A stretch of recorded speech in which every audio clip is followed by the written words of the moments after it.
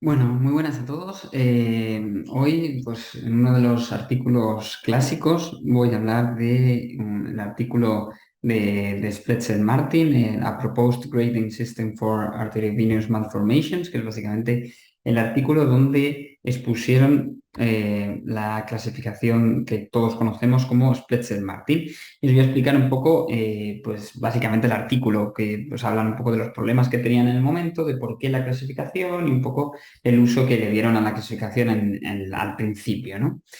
Entonces, básicamente, el artículo es este, ¿vale? Es un artículo que, como veis, pues ya tiene sus añitos, es publicado en 1986 en Journal of Neurosurgery y son, pues, Spletzer y Martin, que básicamente, pues, trabajaban, como sabéis, en Barrow, ¿no? En el hospital en Phoenix, Arizona.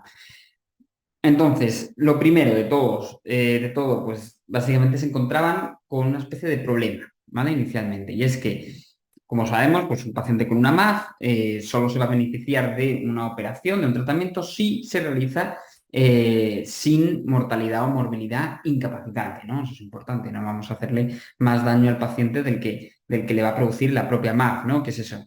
La decisión de recomendar la cirugía, ¿vale? Es básicamente una comparación objetiva de los riesgos a largo plazo de una MAP no tratada con la cirugía, es decir, comparar la propia historia natural de esa MAP no tratada versus la cirugía. Entonces, dos cosas muy importantes. Estamos hablando solamente de cirugía, porque en este momento básicamente lo único que se hacía eran operar las malformaciones arteriovenosas. Eh, y MAPS, como digo, no tratadas, ¿vale? No vale pues MAPS ya tratadas parcialmente o incluso pues probablemente básicamente MAP recién diagnosticada, ¿vale?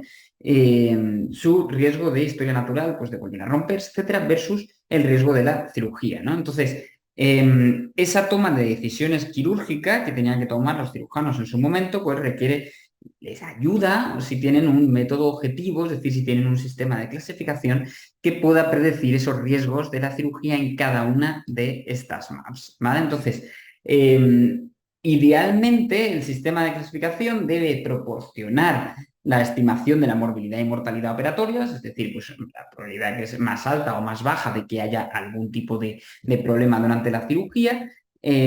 Además, tiene que ser lo suficientemente sencilla y completa para poder aplicarse a todas las MAPs, ¿vale? Que puedas usarlo en todas las posibles malformaciones arteriovenosas, ¿vale? Lo que pasa es que en el momento en el que ellos escribieron este artículo, había otros sistemas de clasificación que básicamente se basaban en el tamaño de la malformación o el número y distribución de las arterias aferentes.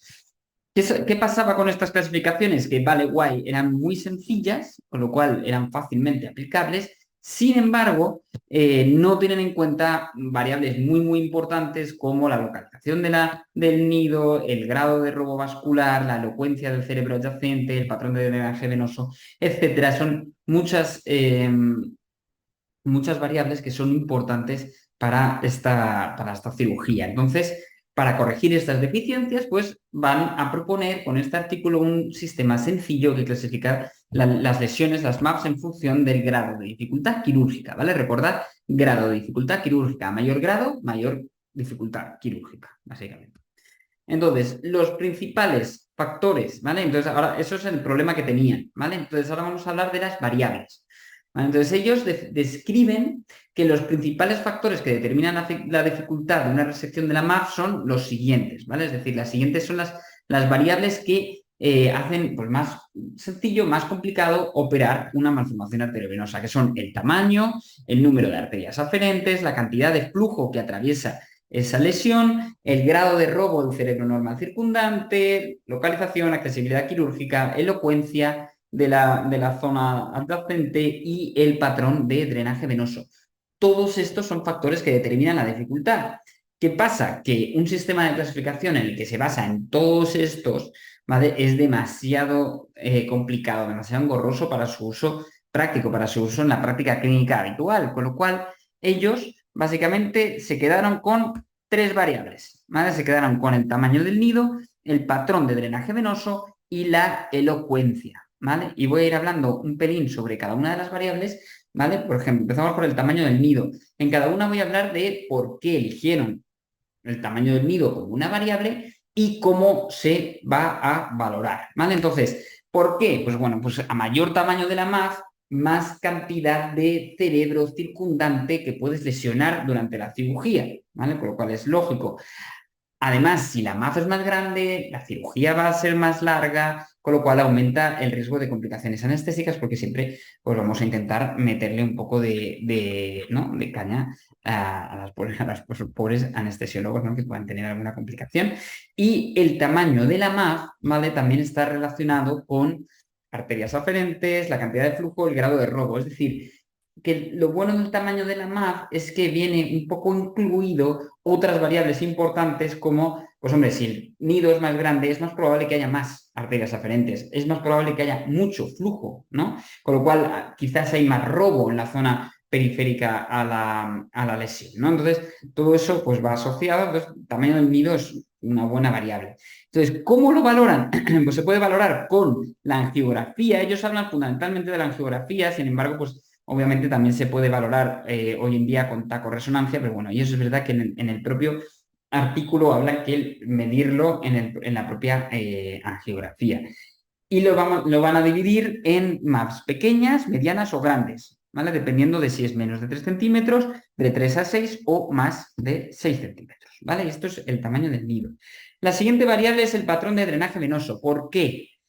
Porque el patrón de drenaje venoso está relacionado con la accesibilidad quirúrgica de una MAP. Es decir, si tenemos un patrón o tenemos algún tipo de drenaje venoso profundo, va a dificultar mucho más la extirpación de la MAP porque van a tener que meterse ahí. Y además, muchas veces las MAPs profundas van a tener venas subependimarias que están arterializadas y estas venas subependimarias arterializadas tienen alto riesgo de romperse, son muy fiables y pueden sangrar y pueden hacerte pues, un buen estropicio, tanto hematomas en el parénquima o abrirse directamente al ventrículo, ¿no?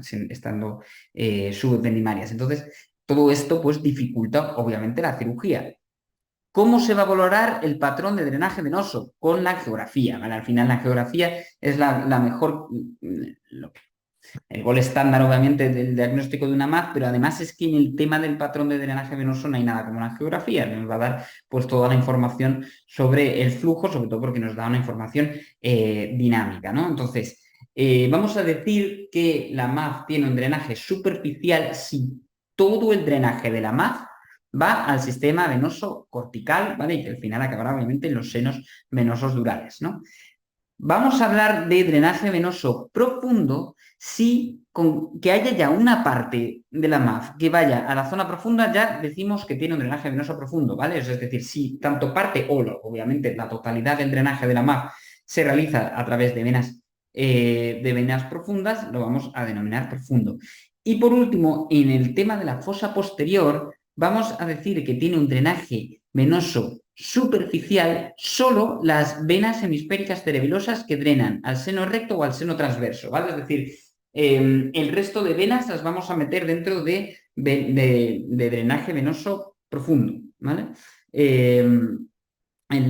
Solamente las venas superficiales, ¿vale? Que van al seno recto o al seno transverso van a ser consideradas superficiales. Y por último tenemos la elocuencia.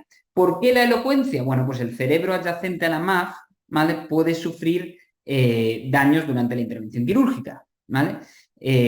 Obviamente, o sea, si tenemos obviamente el cerebro, todo ello es muy importante, ¿no? Pero es verdad que hay ciertas zonas del cerebro que si las lesionas te producen pues unos déficits más discapacitantes, ¿no?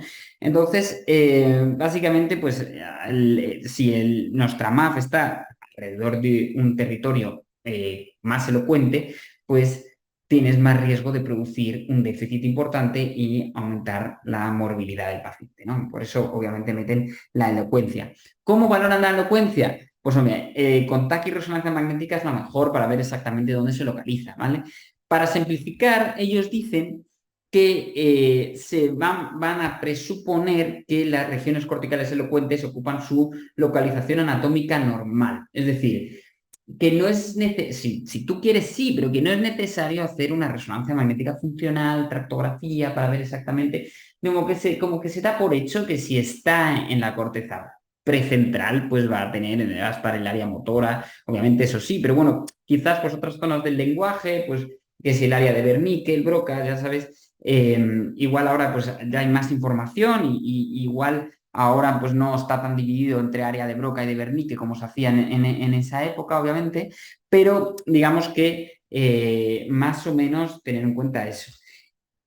¿Cuáles son las áreas que ellos definen como más elocuentes? Bueno, pues como territorios corticales hablan de la corteza sensorimotora, la corteza del lenguaje y la corteza visual, ¿vale? Como os digo, hablan de la sensorimotora, tenemos la corteza del lenguaje con Broca y Wernicke, y claro, ya os digo que hoy en día pues esto está un poco más, o sea, se ve que no es tan exactamente ahí está Broca y exactamente ahí está Wernicke, pero bueno, ellos obviamente es como lo definen, ¿vale? Y por último también la corteza visual, ¿vale? Eh, Otras zonas ya profundas hablan del hipotálamo, ¿vale? Y del tálamo y de las cápsulas internas. Y en cuanto a la fosa posterior, pues hablan de todo el tronco del encéfalo, los pedúnculos cerebelosos y los núcleos cerebelosos profundos, ¿vale? No los hemisferios cerebelosos como tal, sino la parte profunda, los núcleos cerebelosos profundos. Todos estos son las zonas que ellos consideran elocuentes, ¿vale? La determinación del grado, ¿vale? Pues ellos en el artículo ponen ejemplos, ¿vale? De típico, pues del grado 1, grado 2, etcétera, ¿vale? Les voy a poner algunos ejemplos que ponen ellos. Este, por ejemplo, es un grado 1, esto es una MAP, como veis, cerebelosa, superficial, pequeñita, con un drenaje venoso superficial directo al seno transverso, ¿vale? Entonces es una MAP de menos de 3 centímetros, pequeña, un punto, que no está en una zona elocuente, porque recordad, está pues, en la corteza cerebelosa, está en la parte de llamas del hemisferio, con lo cual 0 puntos, y drena a venas hemisféricas que acaban en el seno transverso, con lo cual drenaje superficial, con lo cual también 0 puntos. Tenemos un 0,01, ¿vale? Y esto es pues, el típico grado 1, ¿vale? El grado 2, como veis, pues ya hay más opciones. Esta es una MAP que parece que, una MAP pequeñita, que parece que se localiza como en el opérculo temporal, menos de 3 centímetros, situado en el hemisferio dominante adyacente al área de Wernicke, con lo cual le dan elocuencia por la localización del lenguaje y drenaje venoso exclusivamente superficial, como veis, a una vena cortical, ¿vale? Aquí vemos la venita, con lo cual 0 puntos, ¿vale? Esto sería básicamente este, ¿no? Elocuencia 0, drenaje venoso superficial y tamaño 1. El grado 3 es el que más posibilidades tiene, ¿vale? Aquí vemos perfectamente pues una MAZ que vemos que es una MAZ profunda, ¿vale? De menos de 3 centímetros, adyacente al tálamo, con lo cual un puntito de elocuencia y además drena directamente ahí hacia la confluencia galénica, como vemos aquí, con lo cual drenaje venoso profundo también de un punto. Este sería esta de aquí, 1, 1, 1, ¿vale? Pero como veis, pues puede tener estas otras opciones el grado 3. El grado 4, ¿vale? Es parecida a la que habíamos visto antes, pero más grande y con drenaje menos profundo, ¿vale? Es otra MAF que está localizada como en el área de Wernicke, aquí en el opérculo temporal. Esta es más grande, ya es de tamaño medio, es entre 3 y 6 centímetros, ¿vale? Que se localiza en el área de Wernicke, con lo cual un punto de elocuencia y además, como veis, drena al sistema venoso superficial, ¿vale? Drena aquí a venas corticales que acaban drenando en el seno longitudinal superior, pero además tiene drenaje venoso profundo hacia la confluencia galénica, con lo cual sí que le damos un punto de profundo, ¿vale? Estamos en este grado 4, 1, 1, 2. Y por último tenemos el grado 5, ¿vale? El grado 5 vemos aquí una MAF grande, más de 6 centímetros, además profunda, localizada fundamentalmente en el cuerpo calloso, pero con componente talámico, un punto, y por último que drena básicamente a una vena cerebral interna que está muy aumentada de tamaño, ¿vale? Otro punto, y esto es el grado 5 que solo puede ser así, 1, 1, 3, ¿vale?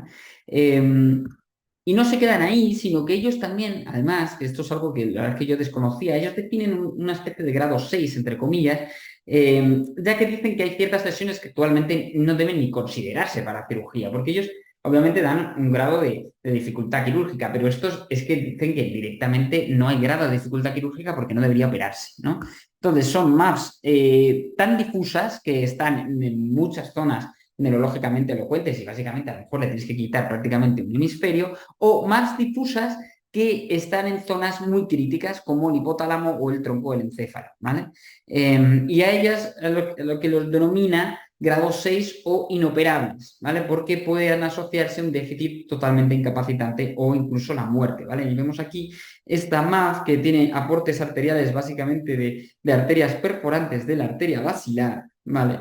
Y que rodea e infiltra el mesencéfalo, ¿vale? O sea, básicamente está dentro del mesencéfalo, por lo cual obviamente es inoperable, ¿vale? Y ya por último, ellos no solo hablan de la clasificación, sino que además explican o sea, ellos dan unos datos del uso que le han dado pues un poco en los últimos, en los último tramo de tiempo, ¿no? Entonces, hablan de el valor predictivo de la clasificación y de la fiabilidad y la coherencia. En cuanto al valor predictivo, lo que hacen es que operan 100 MAFs consecutivas, completamente resecadas, ¿vale? Y es esta tabla, vemos, del grado 1 al grado 5, el número de casos y los déficits, ¿vale? No déficits menores o mayores. Y lo vamos a ver mejor en esta tabla. Vemos cómo con el grado 1, ¿vale? No hay déficits ni menores ni mayores, o sea, ni mayores ni menores, ¿vale? Y con el grado 2 empieza a haber ya déficits menores y como subimos de grado, ¿vale? En el grado 5 pues tenemos ya bastante grado déficits mayores y menores. Y en cuanto a la fiabilidad y coherencia, ellos lo que dicen es pues, a ver si realmente se puede usar y que no haya diferencias entre interobservador, ¿no? Entonces, cogen 25 angiografías de pacientes con MAPS y fueron calificados de forma independiente por uno de los autores y además otros dos neurocirujanos, ¿vale? Y vieron que coincidían en 23 de 25 casos, ¿vale? Decían que el autor con uno había coincidido en 24 y con otro había coincidido en 23, pero vamos, en total 23 de 25, ¿vale? En los otros casos, pues lo típico, pues quizás pues, el de si realmente es un área de todo elocuente, dónde está, etcétera, ¿vale? Pero vamos, en general bastante fiable y coherente este sistema de clasificación si todavía lo estamos usando a día de hoy, ¿no? Y nada, muchísimas gracias por escucharnos. Espero que os haya gustado y que sepáis un poco más sobre los inicios de la clasificación de Spletcher-Martin. Y ahí está, conocéis al equipo del clínico y hasta luego.